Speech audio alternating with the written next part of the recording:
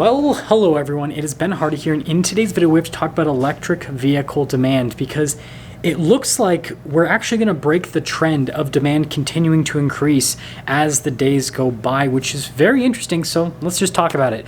Before we get in this video though, as always, if you want to save time and money the next time you purchase a car, link to my car buying guide in the description down below. And then if you want to see more videos just like this, then I recommend you subscribe because I post content every single day. Let's get into it. So if you Google is EV demand increasing or decreasing, then what you'll see is some statistics pop up. One of them will say that EV sales increased by like 60-something% last year, and that EV sales accounted for over 10% of worldwide vehicle sales. And so it looks like not only are EVs becoming more popular, but they're kind of becoming more popular at an exponential rate. But something to note about these statistics is they were taken from the middle of last year, 2022. And 2022 was a very strange year for the car market because at the first half of 2022, you had a car market that was starting to slow down from the peaks we saw in 2021, but it was still pretty aggressive. There was a lot of over MSRP vehicle sales.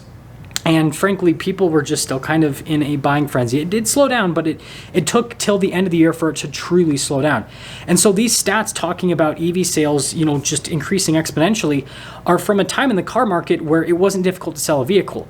Well, now the car market has completely shifted. First off, vehicles are on average no longer selling for over MSRP. In fact, a lot of vehicles are now starting to sell for under MSRP. Now, it depends on the specific vehicle and the specific brand, but the pricing power that dealers have on new product is significantly less than what it was in 2022 and definitely what it was in 2021. And then the next thing to note is interest rates are significantly higher today than they were in the middle of 2022. And this is something else that is going to put a lot of downward pressure, not just on the car market, but then also on the electric vehicle market. And then the next thing to note is we've had a restructuring of the incentive programs for EVs. We basically went from, only smaller EV companies being able to benefit from tax credits associated with the product to now it has to basically be American made for it to be able to benefit from the whole tax incentive structure. And so it's basically caused this shift where you have EV players like Tesla, right, that now have a tax credit, and then EV players like, Toyota or Hyundai, for example, that no longer have a tax credit on their product because of where the materials are sourced for that product and then where that product is built. And so this has actually caused quite a bit of a shift in terms of what buyers are looking for in the EV market. And if these changes weren't enough, Tesla decided to shake things up even more by cutting the prices on all of their vehicles. The Model Y, for example, experienced a price cut of about 20%, and this was literally overnight. It wasn't over the course of several months so that the market could kind of prepare for it. It was just, boom, price cuts right away. And so obviously used Teslas have tanked in value. Like, it is absolutely insane. Like, nobody wants to touch used Teslas at this point. And the new Teslas are a lot more appealing because of how much cheaper they are, but this has actually soured a lot of people on the whole Tesla situation because there's a lot of people that feel like they overpaid for a Tesla because of these price cuts. And then there's another camp of people that don't have a Tesla that are now like, oh, maybe I should buy a Tesla, but what if they cut prices again? And what if I end up in a situation where my friend is in where I have a ton of negative equity because of Tesla's whole just slashing prices overnight situation? And so that's definitely shook things up in the EV market. And again, because Tesla has literally pulled their product into a completely different price bracket with pretty much every single vehicle, it has made it so it has changed the dynamics in terms of what people are expecting out of other EV automakers as well. And so it's kind of just put this hold on the market. And some other miscellaneous items that are really pushing people out of the EV market is, well, first off, the charging infrastructure in the US. It's still abysmal. Until the charging infrastructure improves a massive amount, you're not going to see more adoption. And frankly, you're going to see a lot of pullback. Yes, you can install a charger at your house, but first off, you have to be able to make enough money to afford a house to be able to install a charger at your house, which there's a large portion of people that aren't in that position. So it's definitely, again, it's pushing down demand for EVs. And then, again, I've mentioned this over the course of several of these EV videos, but the especially bad winter we've been having this year has basically made a lot of people realize that EVs aren't as good as they expected, especially in super cold conditions. Like, there are so many stories, again, of people that aren't able to make it to work or other important events because their EV doesn't have enough range because it's too cold, or they can't get it to charge because it's too cold, because the charging infrastructure sucks. So those are some other miscellaneous items that are also kind of pushing people away, because they're realizing that EV technology just isn't good enough to truly replace internal combustion engine vehicles at this point. Until the range is better with these cars, and until the vehicles are more reliable in all sorts of different weather conditions, it's kind of hard for people to want to fully adopt the technology. And continuing along with these miscellaneous items, another thing is cost. EVs are still substantially more expensive than internal combustion engine vehicles. And the argument that EV people have been making over the last few years is that although the purchase price is more, the maintenance costs are going to be significantly less. And this just isn't reality, because although you're not going to have to do oil changes and you're basically just going to have to do tire rotations and change your tires for the first few years, well, once some of the stuff starts to go bad on EVs, it turns out that it's pretty dang expensive. Now, yes, battery technology is improving a massive amount as time goes on, and it's becoming cheaper and cheaper to replace battery packs in vehicles. But with the wholesale value declines that we've seen with EVs over the last few months, and frankly over the last few days because of the whole Tesla situation, it's put a lot of EVs on the used market in a price range where if the battery fails in that car, it's pretty much totaled out, because the cost to replace the battery is more than what the car is worth.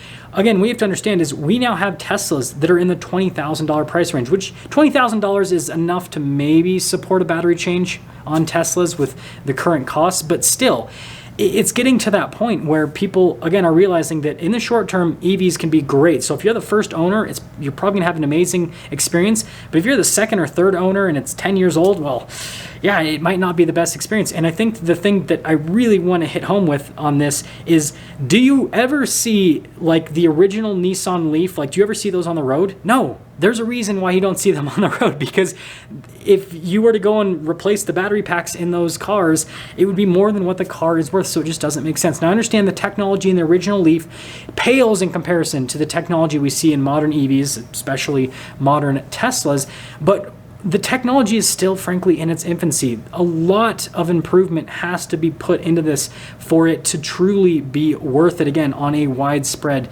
setup. And so, what people are ultimately realizing is that you're going to have to deal with that early adopter fee, right? It's just like when cell phones came out. It's just like when any other new technology came out. It's going to be way more expensive at the start.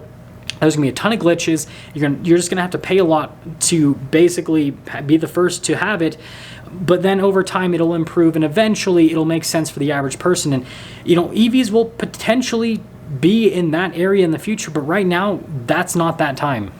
And finally, the last thing that is kind of like the nail in the coffin for EVs right now is hybrids. What people are realizing, because of everything I've mentioned in this video, is that hybrids are kind of the route to go, especially, plug-in hybrids, because with a plug-in hybrid, you can get a lot of the benefits of an EV. You can have full electric driving range, you can charge it at home, and although it's not technically as efficient as an EV, they're still extremely efficient. And frankly, regular hybrids are extremely efficient. I mean, if you have a hybrid or a plug-in hybrid that gets 50 plus miles per gallon, yeah, you're still spending money on gas, but when you get 50 plus miles per gallon with how much the average person drives per year, the amount of money you're spending on gas is next to nothing. I mean, you're talking about again, depending on how much you drive, maybe a few $100 per year, which is not nothing, but that's not a lot of money in the grand scheme of things. And now, before we cap off the video, I want to talk about something that's a little bit more anecdotal. So you guys know I film for a bunch of different dealers, and well, I film for a bunch of different dealers that sell EVs, both on the new side and on the used side.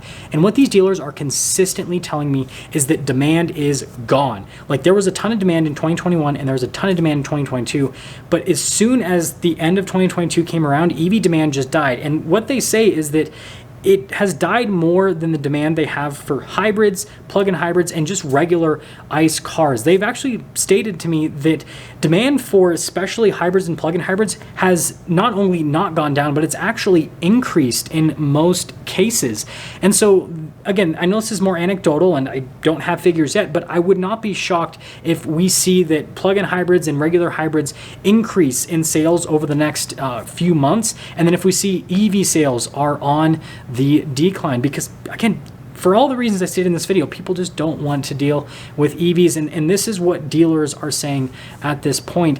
And so I think that it's just kind of a sign of what the market ultimately wants. The market, part of the market wants fully electric vehicles because it works with their lifestyle, but there's a very large part of the market that it doesn't work with their lifestyle, and a hybrid or a plug-in hybrid is much more appealing for what they're going to be using the vehicle for. And so I think that automakers should kind of shift gears. Like Toyota, for example, has been mocked by the media and everything for pulling back from EVs, but I think that once this situation kind of figures itself out, they're going to be told that they're geniuses, because it's like, oh, how did you know that everyone was going to go for hybrids? It's like, well, because they listen. So that's pretty much going to sum things up for today's video, and I'm very interested to see the sales figures with EVs over the next few months, especially Tesla, because again, I have a sneaking suspicion that they're going to be in the red. Even though Tesla just cut their prices and they have a juicy tax credit on most of their cars now,